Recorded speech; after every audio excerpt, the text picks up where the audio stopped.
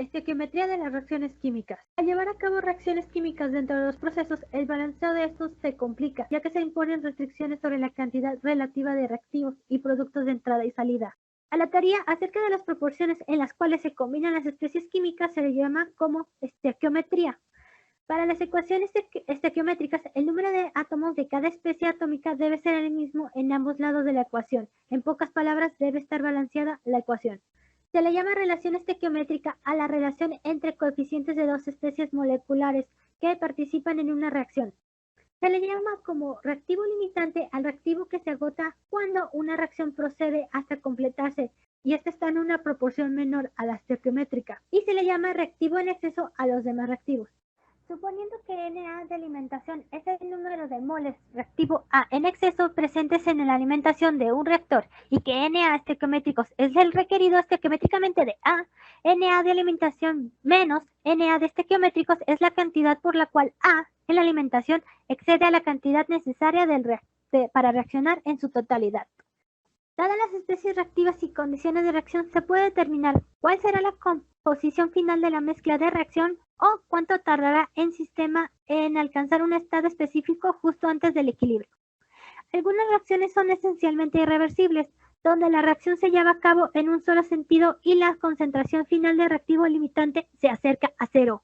Por lo tanto, la composición en el equilibrio de una reacción de este tipo es el consumo total del reactivo limitante. Cuando los reactivos que forman productos y estos proceden a sufrir transformaciones para formar los reactivos, se les llama reacciones reversibles. Los reactivos se ponen en contacto para generar determinado producto en la mayoría de los procesos químicos, pero los reactivos casi siempre se combinan para formar más de una forma y producto. Las reacciones secundarias ocasionan pérdidas económicas, ya que se obtiene menor cantidad de producto deseado a partir de determinada materia prima o necesita alimentar con mayor cantidad de dicha materia prima. El rendimiento y selectividad son términos usados para describir en qué grado predomina la reacción deseada sobre las reacciones secundarias indeseables. Si A es el producto deseado y B el indispensable, la selectividad de hace referencia a la relación de A con B. Si el rendimiento y la selectividad tienen valores altos, significa que se logró suprimir las reacciones secundarias indeseables en relación con la deseada. El rendimiento también se puede definir como rendimiento moles del producto deseado sobre moles reactivo alimentación o moles de reactivo consumido en el reactor. Para reacciones múltiples, el concepto de grado de avance se puede aplicar, pero en este caso cada reacción independiente tiene su propio grado de avance. El 4.7 se divide en diversos incisos. En este inciso, más que nada se hace como un recordatorio de todo lo que ya se había visto anteriormente, sobre todo en materias como termodinámica. Empezando porque la ecuación general de balance para un proceso en estado estacionario es la entrada más generación igual a salida más consumo. Otro punto importante es que los balances de las especies atómicas pueden escribirse como entrada igual a salida, ya que los átomos no se crean, es decir, no tienen generación, ni se destruyen, o sea que tampoco tienen consumo en una reacción química. El tercer punto es remarcar la diferencia entre balance molecular y balance atómico. El balance molecular se refiere más que nada cuando uno tiene una molécula, hace referencia a un elemento. Por ejemplo, aquí tenemos una ecuación química donde en la parte de los productos tenemos hidrógeno solito, ¿no? Entonces, aquí se podría hacer un balance de hidrógeno molecular porque el hidrógeno está solito como una molécula. También podríamos hacer un balance molecular, pero del C2H4 y otro balance molecular del C2H6. Para balances atómicos, aquí sí ya cambia la cosa porque el hidrógeno no solamente lo tenemos como una molécula en los productos, sino que también tenemos átomos de hidrógeno, tanto en la molécula reactiva como en los dos productos. Entonces aquí sí, el balance de hidrógeno atómico sería checar la cantidad de átomos de hidrógeno enlazados o no enlazados. Ahora tenemos el 4.7, inciso B. Aquí veremos para empezar, 3 puntos que vale la pena recordar para entender lo que sigue. Empezando porque el número máximo de balances de materia para un proceso no reactivo es igual al número de especies independientes incluidas en el proceso. Otro punto a destacar es que las ecuaciones algebraicas son independientes si no se puede obtener ninguna de ellas sumando o restando múltiplos de cualquiera de las otras. Y bueno, abarcando estos 2 puntos en un tercero, tenemos que en las reacciones químicas independientes, la ecuación estequiométrica de cualquiera de ellas no puede obtenerse sumando y restando múltiplos de las ecuaciones estequiométricas de las demás. Estos 3 puntos anteriores nos sirven más que nada para hacer el análisis de grados de libertad de especies químicas.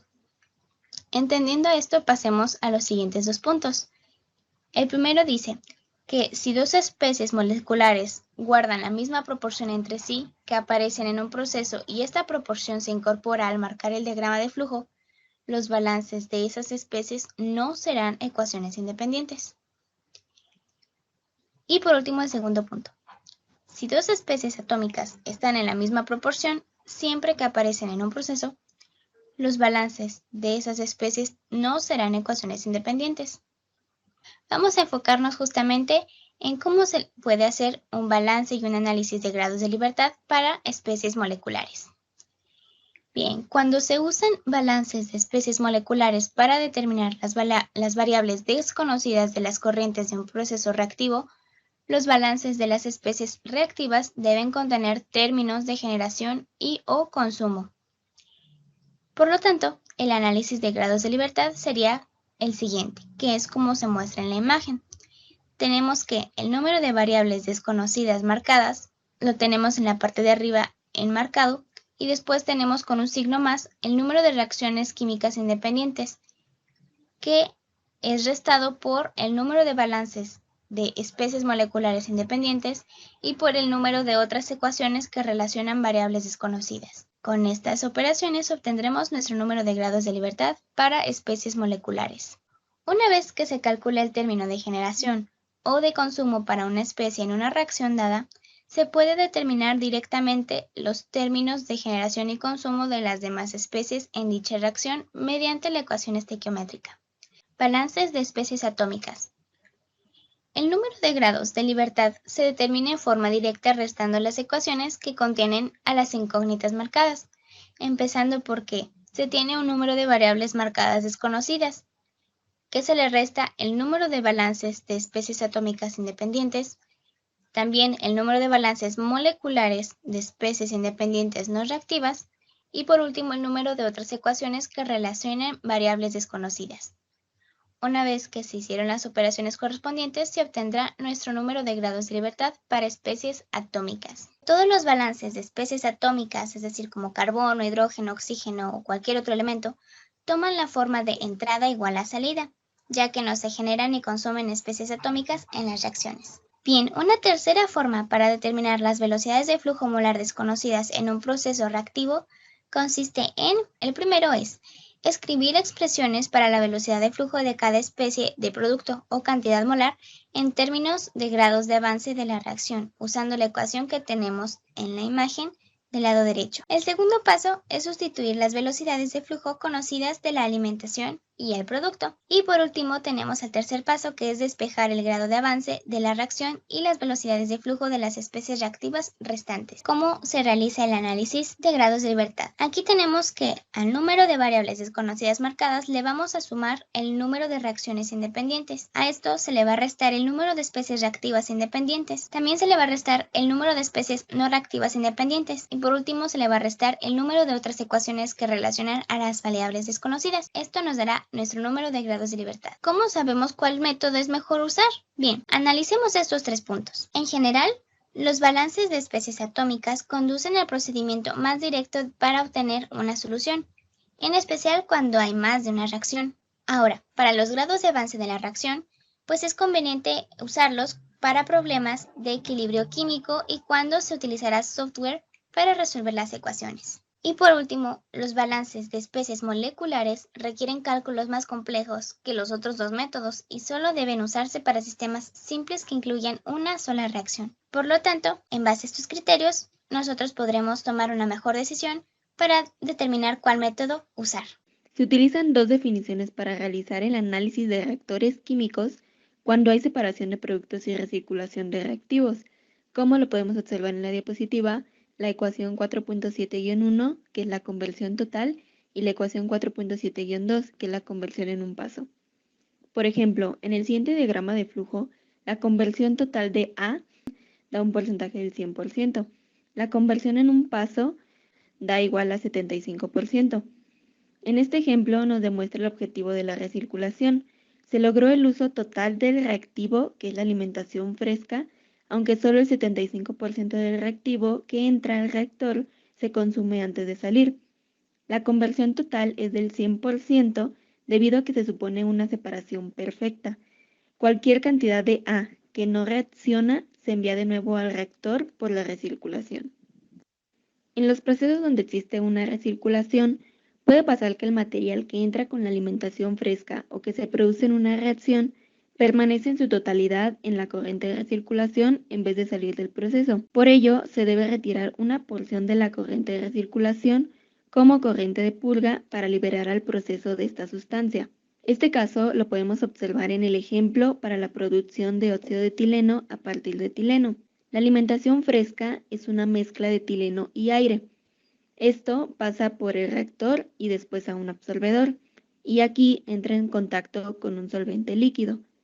El solvente absorbe todo el óxido de etileno y la corriente de gas que sale del absorbedor se recircula al reactor. Como en este proceso se encuentra el nitrógeno, que es una sustancia inerte e insoluble, debe existir una purga en el proceso. Si no pasara esto, se acumularía el nitrógeno y provocaría que se detuviera el proceso. Si no existiera el nitrógeno o cualquier sustancia que fuese insoluble, no sería necesaria la corriente de purga, pues la recirculación solo tendría etileno y oxígeno, y la alimentación tendría la cantidad justa de estas sustancias para compensar la cantidad perdida de la reacción y el sistema se mantendría en estado estacionario.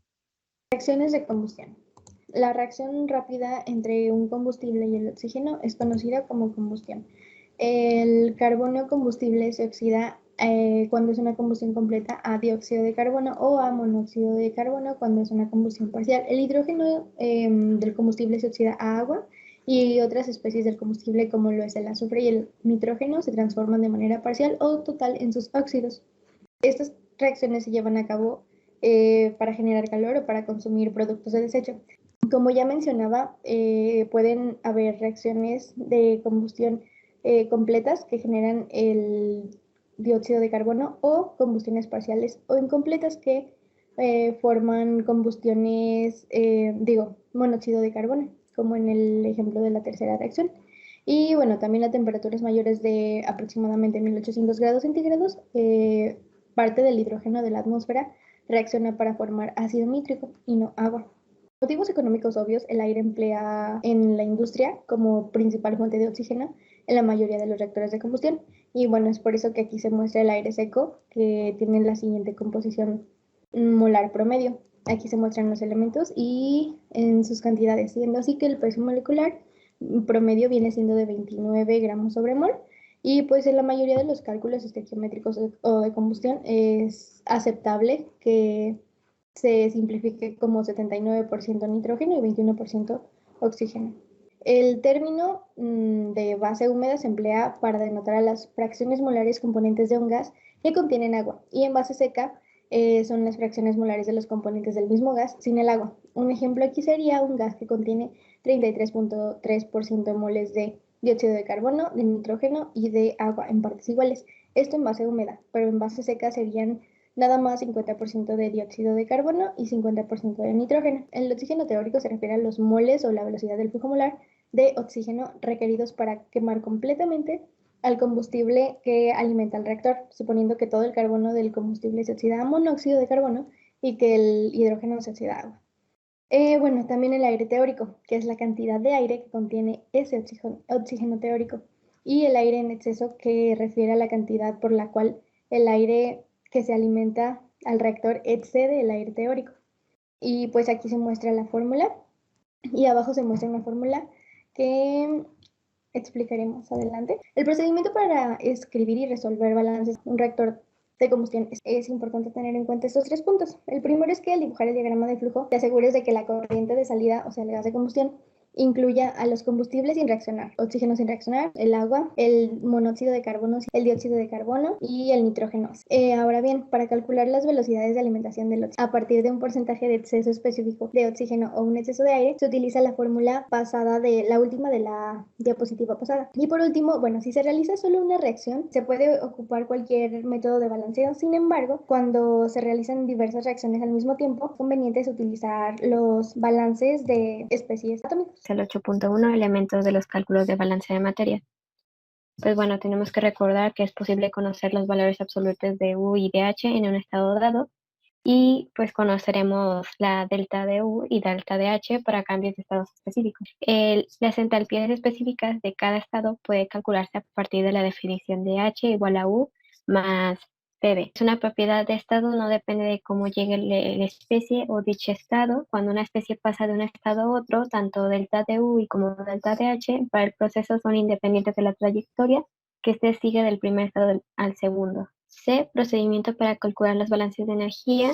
Bueno, aquí pues recordar, realizar los cálculos de balance de materia requeridos, escribir de una forma adecuada el balance de la energía, ya sea para el sistema abierto o cerrado, y eliminando lo que son los términos que sean cero o insignificantes, como son los casos que hemos comentado. Bueno, si la presión de un sólido o líquido cambia a temperatura constante, delta de U será aproximadamente de 0 y la delta de H va a ser tanto igual a delta de U más delta de PV, o puede ser igual a B delta de P. Tanto U como H son independientes de la presión para gases ideales. Por lo tanto, delta de U casi igual a 0 y delta de H casi igual a 0, a temperaturas muy inferiores a 0 grados. Cambios de temperatura. Para empezar, el término de calor sensible significa que es necesario transferir calor, aumentar o reducir la temperatura de una sustancia o mezcla de sustancias. Y la cantidad de calor requerida para producir un cambio de temperatura en un sistema puede determinarse a partir de la primera ley de la termodinámica, donde el calor sensible es igual al cambio de energía interna para un sistema cerrado, y para un sistema abierto el calor sensible es igual al cambio de entalpía. La energía interna específica de una sustancia depende en gran medida de la temperatura, es decir, que si ésta se incrementa o reduce de manera tal que el volumen del sistema permanece constante. La energía interna específica podría variar como se muestra en la gráfica, como la gráfica de energía interna específica contra temperatura. Por lo general no es una línea recta, la pendiente de la curva es una función de la temperatura. Y pues en resumen, para un cambio de temperatura de T1 a T2, en un gas ideal los cambios de energía interna serían exactas, para un sólido o líquido sería una buena aproximación, y para un gas no ideal solo sería válida si el volumen es constante. Las capacidades caloríficas CB y CP son propiedades físicas de los materiales y están tabuladas en referencias estándar. Las capacidades caloríficas son funciones de la temperatura y en frecuencia se expresan en forma de polinomio. Entonces existen relaciones simples entre CP y CB en dos casos, donde para los líquidos y sólidos el CP es aproximadamente al CB, y para gases ideales el CP es igual al CB más R. Aquí está un ejemplo de la lectura de las capacidades caloríficas. Por ejemplo, para el metano, el coeficiente A sería de 1.702 y el coeficiente B sería de 9.081 por 10 a la 3 y el coeficiente C sería de menos 2.164. Para la estimación de las capacidades caloríficas, las expresiones polinómicas para los CP se basan en tablas, pero si no se cuenta con estas fórmulas tabuladas, pues existen algunos métodos aproximados para estimar las capacidades caloríficas, como lo es la regla de Hooke, que es un método empírico para estimar la capacidad calorífica de un sólido o un líquido cerca de 20 grados centígrados. La regla 1 nos dice que para una mezcla de gases o líquidos calculemos el cambio total de entalpía como la suma de los cambios de esta en los componentes puros de la mezcla. Y la regla 2 nos dice que para soluciones muy diluidas de sólidos o gases en líquidos despreciamos el cambio, y pues el cálculo de estos cambios de entalpía para el calentamiento o enfriamiento de una mezcla de una composición conocida con frecuencia pues se pueden simplificar estimando la capacidad calorífica de la mezcla del siguiente modo, como se muestra. Para los balances de energía en sistemas de una fase, nos encontramos ahora en una posición de llevar a cabo balances de energía para cualquier proceso que no incluya cambios de fase. Entonces, si un proceso solo implica el calentamiento o enfriamiento de una especie de T1 a T2, el procedimiento es directo. Paso 1, que evaluemos esta función de los cambios de energía interna específica o bien el de los cambios de entalpía específica. Para el paso 2, nos dice que para un sistema cerrado a volumen constante calculemos los cambios de energía interna y para un sistema cerrado calculemos los cambios de entalpía. El paso 3 nos dice que sustituyamos los cambios de energía interna, los cambios de entalpía, para determinar la transferencia de calor necesaria. Para la integración numérica de capacidades caloríficas tabuladas, pues ahora conocemos dos métodos para evaluar una expresión del tipo de la integral que va evaluada de T1 a T2 por el Cp, que depende de la temperatura, por dt. Entonces, si se dispone de una relación funcional para Cp, que depende de T, como uno de los polinomios de la tabla que enseñé anteriormente, la integración se puede efectuar de forma analítica, pero solo si se disponen de entalpías específicas tabuladas para la sustancia que se calienta o se enfría. Para introducirnos al tema de los cambios de fase, consideremos el siguiente ejemplo. Si tenemos agua líquida y vapor de agua, cada uno a 100 grados centígrados y una atmósfera, la energía cinética de las moléculas sería mayor en el vapor de agua. Las moléculas de un vapor que pueden moverse en libertad tienen una energía más grande que las moléculas de un líquido, que se encuentran con mucha más densidad a las mismas temperatura y presión, y que se encuentran más cerca unas de otras debido a las fuerzas de atracción intermolecular. Podemos observar la gran diferencia entre líquido y vapor en la siguiente demostración, siendo que para el agua a 100 grados centígrados y una atmósfera, la energía interna específica del líquido es de 419 kJ sobre kilogramos y para el vapor es de 2507. Asimismo, la entalpía específica para el líquido es de 419.1 y la entalpía para el vapor es de 2676. Los cambios de fase como fusión y evaporación presentan grandes cambios de energía interna y entalpía. El calor latente del cambio de fase es el cambio específico de entalpía asociado con la transición de una sustancia de una fase a otra con temperatura y presión constantes. Los calores latentes para los dos cambios de fase más comunes son los siguientes. El calor de fusión, que es la diferencia de entalpía específica entre las formas sólida y líquida de una especie a una temperatura y presión dadas. El calor de vaporización, que es la diferencia de entalpía específica entre las formas líquida y de vapor de una especie a una temperatura y presión dadas. Los calores estándar de fusión y vaporización son aquellos que se aplican a sustancias que se encuentran en su punto normal, o sea, una atmósfera. El calor latente de un cambio de fase puede variar de forma notable con la temperatura a la cual ocurre el cambio, pero muy rara vez con la presión en el punto de transición. Esto lo podemos ver en el siguiente ejemplo, en donde a pesar de la variación de la presión, el calor de vaporización permanece casi. Cuando se lleva a cabo un cambio de fase en un sistema cerrado, es necesario evaluar el cambio de energía interna para el cambio de fase y sustituirlo en la ecuación de balance de energía. Los cambios de fase de fusión incluyen solamente líquidos y sólidos. Los cambios de presión y volumen son insignificantes en comparación con los cambios de entalpía, por lo que el cambio de la energía interna específica es igual al cambio de la entalpía específica. En la vaporización, la presión y volumen para el vapor casi siempre es varias órdenes de magnitud mayor que la presión y volumen para el líquido, de forma que el cambio de la presión y volumen es igual a RT y quedaría como el cambio de energía interna es igual al cambio de la entalpía menos R. Bueno, ahora se calculará la estimación y correlación de calores latentes. El primero es la regla de Troughton, que es 30% exacta, donde menciona que para los líquidos no polares el calor estándar de vaporización va a ser igual a 0.088 por TB, donde TB es un punto normal de ebullición del líquido. Y pues para los alcoholes de bajo peso molecular y el agua va a ser igual a 0.109 por el punto normal de ebullición del líquido y ambos en grados Kelvin. La otra es la ecuación de Chen, cuya fórmula se denota en la pantalla. Esta es 2% exacta. También otra fórmula para hacer una aproximación del calor estándar de fusión es la que se muestra en el punto 8.4-5, en la cual existen diferentes fórmulas, ya sea para elementos metálicos, compuestos inorgánicos y los orgánicos. Los calores latentes de vaporización se pueden estimar a partir de datos de presiones de vapor mediante la ecuación de Clausius-Clapeyron. Y bueno, cuando el calor estándar de vaporización es constante en el rango de temperaturas comprendido por los datos de presión de vapor, el calor latente de vaporización puede determinarse a partir de una gráfica de logaritmo natural de esa presión contra 1 sobre. En muchos casos, el calor latente de vaporización varía en forma considerable con la temperatura, por lo cual se invalida la operación pasada. Entonces es necesario utilizar la ecuación de Clapeyron. Y bueno, el calor de vaporización a una temperatura T puede estimarse a partir de esos datos de presión, despejando la ecuación pasada, la 8.4-7. También una aproximación para determinar delta HB, conocido de temperatura que ya nos dan, es la correlación de Watson, cuya fórmula se muestra ahí. Balances de energía en procesos con cambios de fase. Para los balances de energía de un proceso donde un componente existe en dos fases, primero tendríamos que elegir un estado de referencia para dicho componente, es decir, especificar fases y temperatura.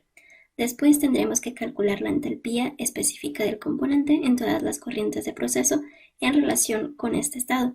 Y por último, si es un líquido en un estado de referencia y un vapor en una corriente de proceso, pues se puede calcular la entalpía específica. Diagramas psicométricos. ¿Qué es o cómo se come esto? Bien, en un diagrama psicométrico o diagrama de humedad se hacen gráficas cruzadas de diversas propiedades de una mezcla de gas-vapor. El más común, que es el sistema aire-agua a una atmósfera, se usa para analizar procesos de humidificación, secado y acondicionamiento de aire. Aquí tenemos dos ejemplos de diagramas psicométricos donde tenemos diferentes variables, las cuales se muestran del lado derecho.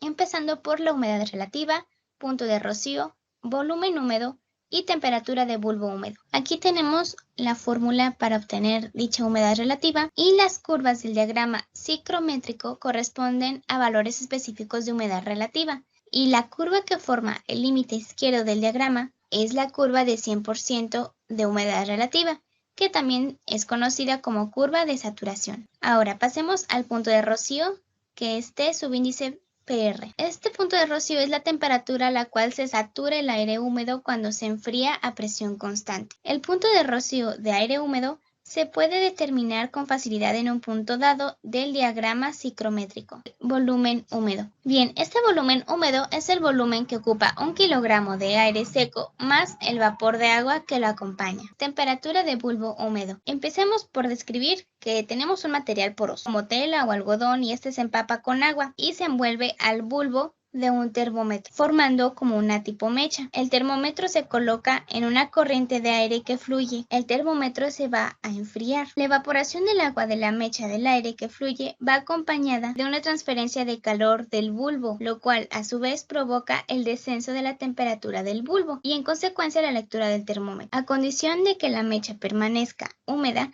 la temperatura del bulbo caerá hasta un cierto valor y permanecerá ahí. La lectura final es la temperatura del bulbo húmedo del aire que pasa sobre la mecha.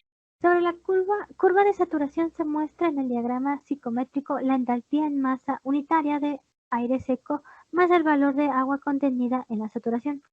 Para determinar la entalpía se debe seguir la línea de temperatura constante del bulbo húmedo desde la curva de saturación a la temperatura deseada hasta la escala de entalpía. Desviación de la entalpía. Las curvas del diagrama psicométrico son casi verticales y convexas hacia la izquierda, con valores marcados. Estas curvas se emplean para determinar la entalpía de aire húmedo que no está saturado. Bueno, ¿qué es un enfriamiento diabático? Es en poner en contacto un gas caliente con un líquido frío, haciendo que este gas se enfríe, parte del líquido se evapore. Bueno, a continuación se describen algunos procesos comunes de este tipo. El primero es enfriamiento y humidificación por aspersión. Bueno, si el propósito es enfriar el agua o el aire, la operación se denomina enfriamiento por aspersión. O si el objetivo es incrementar la humedad del aire, se trata de una humidificación por aspersión. Bueno, en sí se efectúa una aspersión de agua líquida en una corriente de aire caliente relativamente seco. Deshumidificación por aspersión. El aire húmedo caliente se deshumidifica mediante la aspersión de agua fría en el mismo. El otro sería el secado. Se hace pasar aire caliente sobre sólidos húmedos. Y el último sería el secado por aspersión, una suspensión de pequeñas partículas sólidas en agua de asperja como brisa fina en una corriente de aire caliente. Por último, tenemos nuestras referencias. Muchas gracias por su atención. Que tengan un buen día.